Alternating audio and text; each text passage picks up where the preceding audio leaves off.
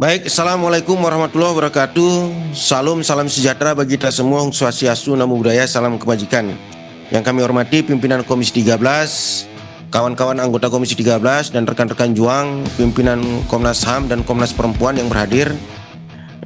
Pertama, dalam konteks anggaran, sama seperti yang disampaikan oleh Bang Willy sebagai Ketua Komisi, Gerindra setuju bahwa anggaran blokir bisa dibuka. Yang kedua, Gerindra juga setuju dengan usulan dari Komnas Perempuan agar dua lembaga ini memiliki satker yang masing-masing berbeda sehingga tidak saling ketergantungan, agar efektivitas program-program kerja bisa dilaksanakan. Saya pikir nanti itu bisa kita perjuangkan bersama-sama bagaimana Komnas Perempuan punya satker sendiri. Apalagi Komnas Perempuan kan sudah secara administrasi sudah mengirim surat ke beberapa lembaga terkait persoalan tersebut. Saya pikir nanti Komisi 13 akan menguatkan itu. Yang ketiga, saya pikir kita sudah setahun kita bermitra kan dengan Komnas HAM, dengan Komnas Perempuan, khususnya dengan Komnas HAM. Kita sudah setahun bermitra. Saya pikir perlu ada satu refleksi bagaimana setahun ini kita bermitra. Mitra itu kan kawan ya Pak ya, kawan dan bukan lawan.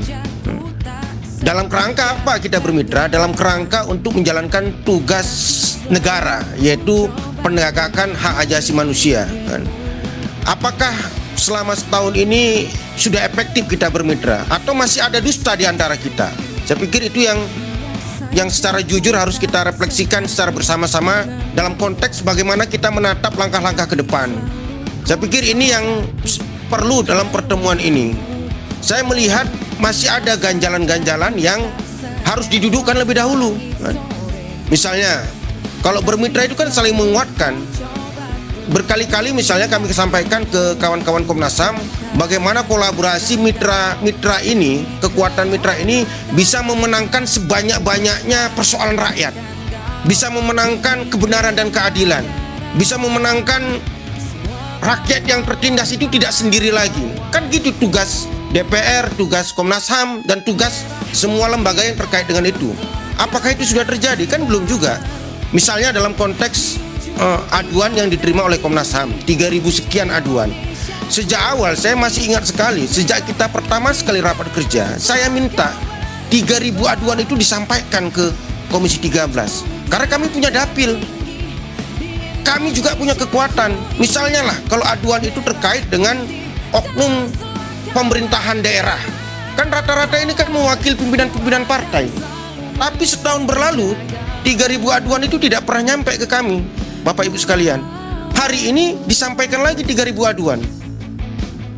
Itu kan tidak bermitra dengan baik dan tidak ada semangat untuk memenangkan aduan-aduan ini. Kalau saya tanya misalnya dari 3.000 aduan ini berapa yang sudah dimenangkan?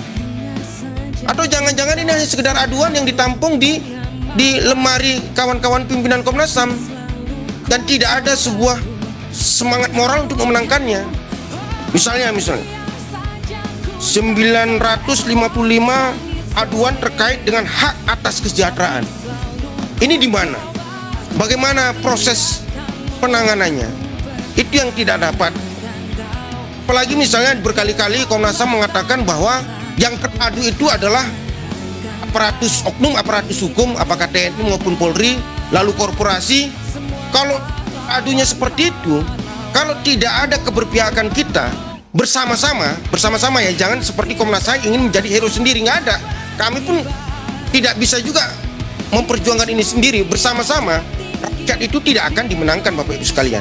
Bagaimana mungkin rakyat kecil bisa menang melawan aparatus polisi misalnya? Nggak akan ada itu. Bagaimana mungkin misalnya petani bisa memenangkan pertarungan melawan korporasi besar? Nggak akan ada itu.